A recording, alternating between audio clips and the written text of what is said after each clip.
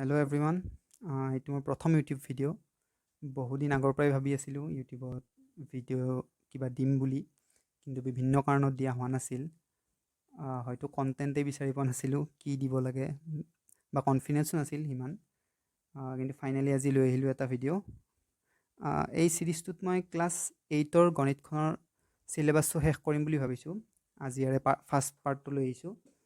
আৰু চেনেলটোৰ বিষয়ে ক'বলৈ গ'লে এনেকুৱা নহয় যে ইয়াতে মই কেৱল গণিতৰ ভিডিঅ' আপলোড কৰিম। বেলেগ বেলেগ ছাবজেক্টৰ ওপৰতো educational video' time to time আহি থাকিব। চ' চেনেলটো ছাবস্ক্ৰাইব কৰি ল'ব। আৰু সেইখিনিয়ে, আহক এতিয়া ভিডিঅ'টো আৰম্ভ কৰোঁ।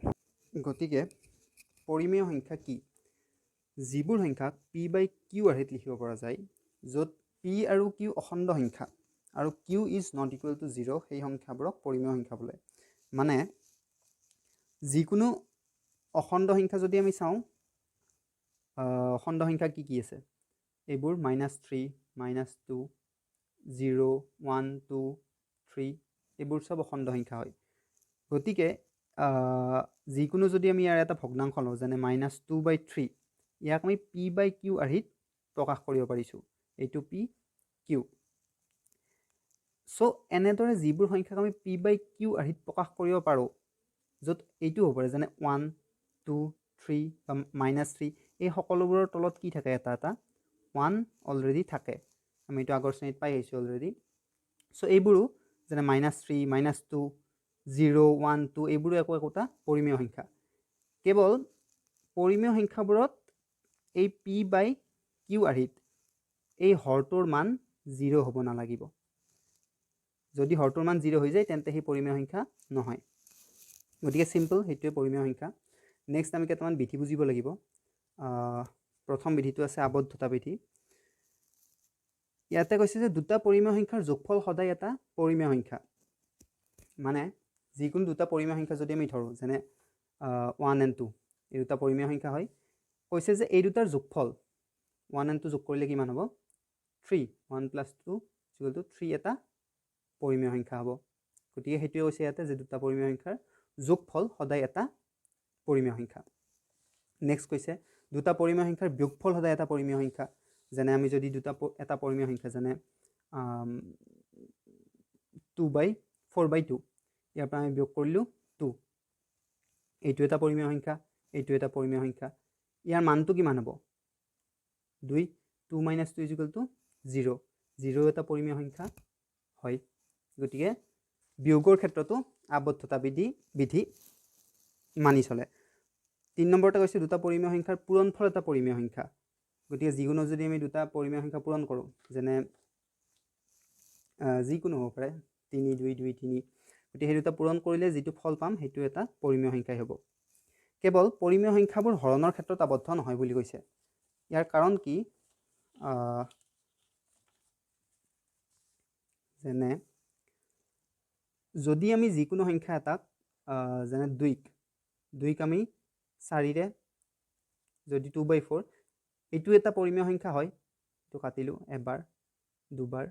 কিন্তু যদি যিকোনো এটা আমি সংখ্যাক, যেনে 2, এই সংখ্যাটোক আমি যদি 0ৰে হৰণ কৰিবলৈ চাওঁ, তেতিয়াহ'লে ই এটা পৰিমেয় সংখ্যা হ'ব নেকি? কাৰণ এই কিউৰ স্থানত কেতিয়াও 0 থাকিব নোৱাৰে বুলি আমাক অলৰেডি কৈ দিছে। গতিকে ই এটা পৰিমেয় সংখ্যা নহয়। সেইকাৰণে কৈছে যে পৰিমেয় সংখ্যাবোৰ হৰণৰ ক্ষেত্ৰত আবদ্ধ নহয় বুলি কৈছে। চ' নেক্সট আমাৰ আহিল ক্ৰম বিনিময় বিধি। ক্ৰম বিনিময় বিধিটো কি?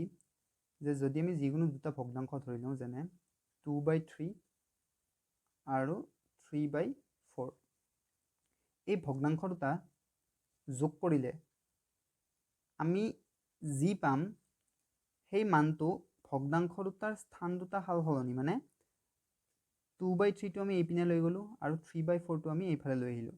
তেতিয়া কেনেকুৱা হ'ব? 3/4 + 2/3 এনেকুৱা হ'ব স্থান সাল সলনি কৰাৰ পিছত। গতিকে এইটোৰ যোগফল যিমান হ'ব, স্থান দুটা চেঞ্জ কৰাৰ পিছতো তাৰ যোগফল সমানেই হ'ব। গতিকে সেইটো হৈছে ক্ৰম বিনিময় বিধি যোগৰ কাৰণে। এইটো যোগৰ কাৰণে। এনেদৰে বিয়োগ, পূৰণ আৰু হৰণৰ কাৰণেও আছে ক্ৰম বিনিময় বিধি। কিন্তু আমি গোটেইকেইটা এনেকৈ বুজি থাকিব নালাগে, তেতিয়া আমাৰ বহুতখিনি সময় নষ্ট হৈ যাব। গতিকে সেইকেইটা আমি মনত ৰাখিলে হ'ল যে ক্ৰম বিনিময় বিধিটো যোগৰ ক্ষেত্ৰত মানি চলে, বিয়োগৰ ক্ষেত্ৰত ক্ৰম বিনিময় বিধি মানি নচলে। পূৰণৰ ক্ষেত্ৰত আকৌ ক্ৰম বিনিময় বিধি মানি চলে আৰু হৰণৰ ক্ষেত্ৰত মানি নচলে। গতিকে নেক্সট আছে আমাৰ সহযোগ বিধি। সহযোগ বিধিটো কেনেকুৱা যে যিকোনো তিনিটা সংখ্যা এ বি চি যদি আমি যোগ কৰিব লাগে তেতিয়াহ'লে আমি কেনেদৰে যোগ কৰিম? A plus B plus C, ইয়াতে প্ৰথমতে আমি এ প্লাছ বি কৰিম, তাৰ লগত চিটো যোগ কৰিম। এইটোক এনেদৰেও লিখিব পাৰি যে A plus B plus C, ইয়াতে আমি ব্ৰেকেটটো দি দিলোঁ। গতিকে এইটো এটা সূত্ৰৰ নিচিনা, এইটো হৈছে সহযোগ বিধি। এইটোৱে মনত ৰাখিব লাগিব, পিছত আমাৰ মেথছবিলাক সমাধান কৰোঁতে ইয়াৰ প্ৰয়োজন হ'ব। গতিকে নেক্সট আছে বিতৰণ বিধি। বিতৰণ বিধি কি বস্তু? বিতৰণ বিধি মানে হৈছে এ বি চি তিনিটা সংখ্যা য'ত এ পূৰণ বি হৰণ চি, অৰ্থাৎ বিটোক চিৰে ইয়াতে হৰণ কৰা হৈছে আৰু এই দুয়োটাৰ লগত এটো পূৰণ হৈ আছে।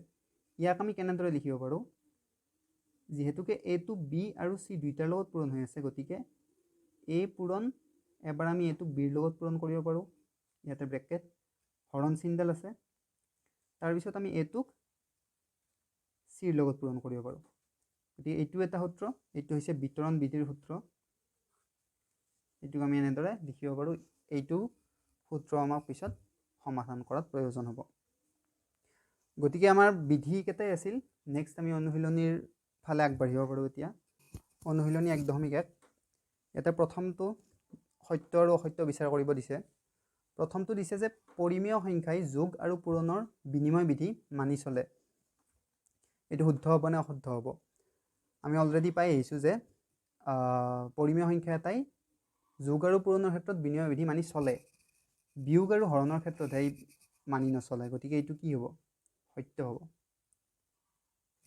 এইকেইটা আমি মনত ৰাখিব লাগিব, বিধিকেইটা কোনটোৱে কি মানি চলে নচলে, তেতিয়াহে আমি এইকেইটা শুদ্ধ উত্তৰ কৰিব পাৰিম। 2 নম্বৰটো দিছে যে পৰিমেয় সংখ্যাই যোগ আৰু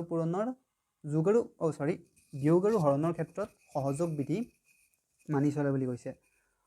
সহযোগ বিধিৰ ক্ষেত্ৰত মই এইটো কোৱা নাছিলোঁ, কিন্তু বিনিময় আৰু সহযোগৰ ক্ষেত্ৰত একেই হয় বস্তুটো। মানে যোগ আৰু পূৰণৰ ক্ষেত্ৰতহে ই বিধিটো মানি চলে, বিয়োগ আৰু হৰণৰ ক্ষেত্ৰত সহযোগৰ ক্ষেত্ৰতো ই বিধিটো মানি নচলে। গতিকে এইটো অসত্য হ'ব, অসত্য।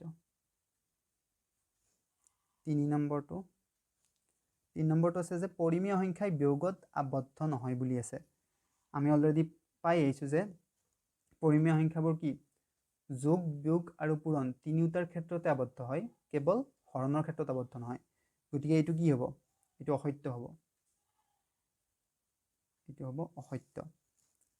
4 নম্বৰতে দিছে যে শূন্যৰ প্ৰতিক্ৰম নাই বুলি কৈছে। প্ৰতিক্ৰম মানে কি? প্ৰথম কথা ক'বলৈ গ'লে যেনে 2ৰ প্ৰতিক্ৰম কিমান? 2ৰ প্ৰতিক্ৰম যদি আমি চাওঁ যে 2টো আমি ৰিভাৰ্চ কৰি দিব লাগিব, মানে 2ৰ তলত 1 এটা আছে।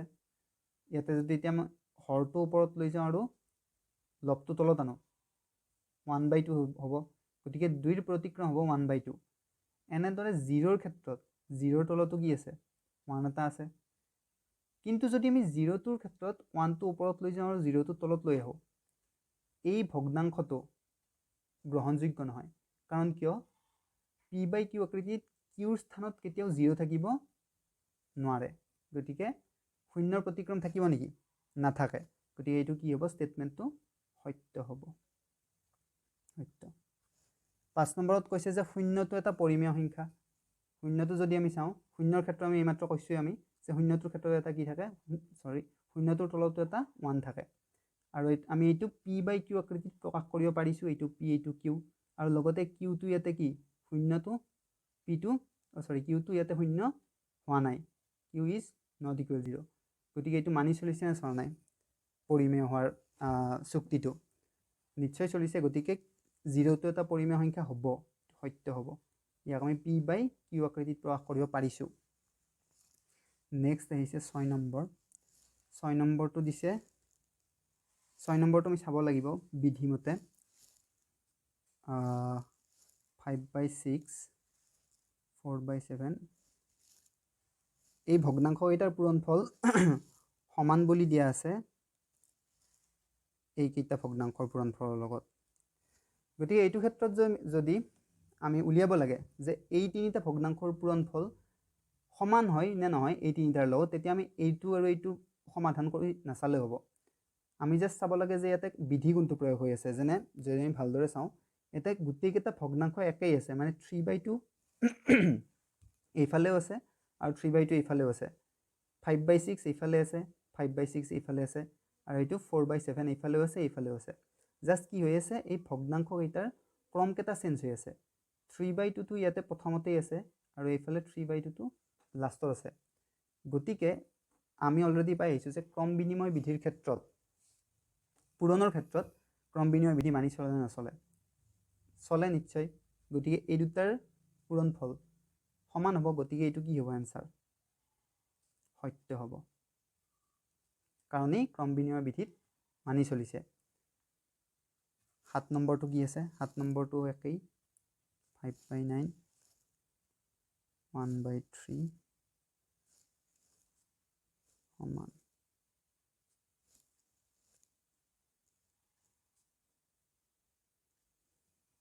এইটোৰ ক্ষেত্ৰত যদি আমি চাওঁ, 5/9টো পূৰণ হৈ আছে, এবাৰ 1/3 লগত পূৰণ হৈ আছে এইটো, আৰু এবাৰ 7/3 লগত পূৰণ হৈ আছে, কাৰণ ইয়াতে ব্ৰেকেট আছে আৰু ইয়াতে প্লাছ আছে। গতিকে এইটো আমি কেনেদৰে, বিধিমতে আমি এইটো কেনেদৰে লিখিব পাৰোঁ?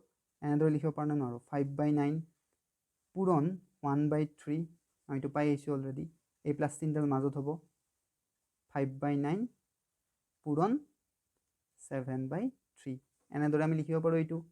কিন্তু এইফালে এনেদৰে লিখা আছে নেকি? ইয়াতে জাষ্ট লিখা আছে যে 5/9টো এবাৰ 1/3 লগত পূৰণ কৰিছে, তাৰপিছত যোগ কৰি দিছে 7/3, এইটো 9 নহয়, চৰি, এইটো 3 হ'ব, 7/3। গতিকে এইটো শুদ্ধ হ'ব নেকি? ডেফিনেটলি নহয়, এইটো সমান নহয়। গতিকে এইটো কি হ'ব? এনচাৰ অসত্য হ'ব, কাৰণ এইটো বিধিমতে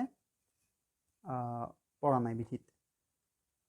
8 নম্বৰটো কি দিছে আমি চাওঁ, 7/12 মাইনাছ 3/7 প্লাছ 11/12 সমান 7/12 মাইনাছ 3/7 প্লাছ 12, ইয়াত ব্ৰেকেট আছে। এইটোৰ ক্ষেত্ৰত যদি আমি চাওঁ, ইয়াতেতো প্ৰথম ভগ্নাংশকেইটাত কোনো ধৰণৰ ব্ৰেকেট নাই, ছেকেণ্ডটোত ইয়াতে ব্ৰেকেট আছে, মানে কি হ'ব? এই বিয়োগ চিনডাল এবাৰ এইটোৰ লগত পূৰণ হৈ আছে আৰু এবাৰ এইটোৰ লগত, এইডালৰ লগত এবাৰ পূৰণ হৈ আছে। গতিকে এইটো আমি কেনেদৰে লিখিব পাৰোঁ? 7/12 মাইনাছ 3/7 হ'ব, মাইনাছ, আৰু এইটো কি হৈ যাব? মাইনাছ আৰু প্লাছ লগ লাগিলে কি হৈ যায়? মাইনাছ হৈ যায়। গতিকে মাইনাছ 11/12। এইফালে কি আছে? এইফালে 11/12ৰ আগত প্লাছ চিন আছে, আৰু এইফালে কি আছে? মাইনাছ। গতিকে এই দুটা সমান হ'ব পাৰে নেকি? এই দুটা নোৱাৰে নিশ্চয়। গতিকে এইটো কি হ'ব? এনচাৰ অসত্য হ'ব। অ'কে, তাৰপিছত চাওঁ আমি 9 নম্বৰটো।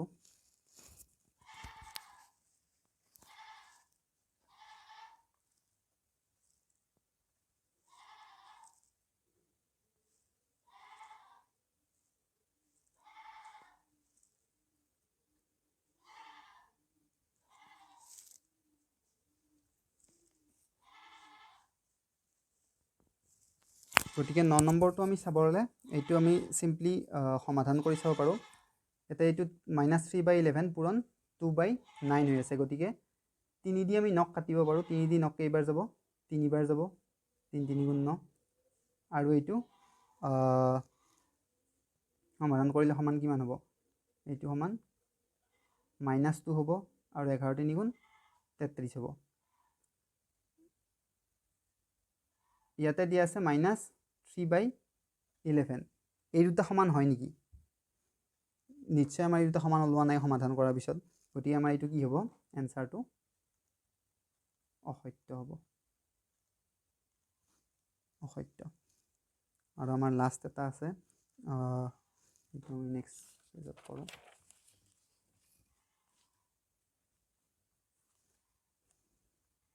ফ'ৰ বাই নাইন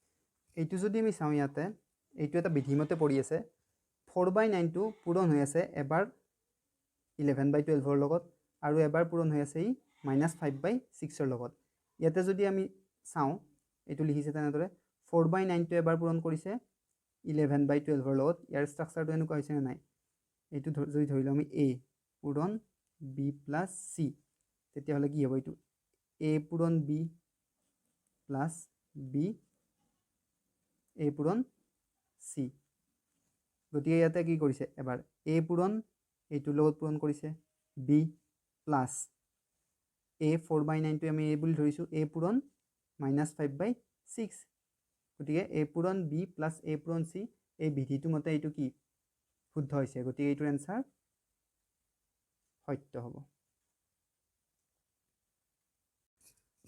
গতিকে আজি এইখিনিতে সমাপ্ত কৰোঁ কুৱেশ্যন নম্বৰ 2ৰ পৰা নেক্সট গোটেই অনুশীলনীটো আমি নেক্সট ভিডিঅ'ত কৰিম চ' আজিৰ কাৰণে থেংক ইউ ফৰ ৱাটছিং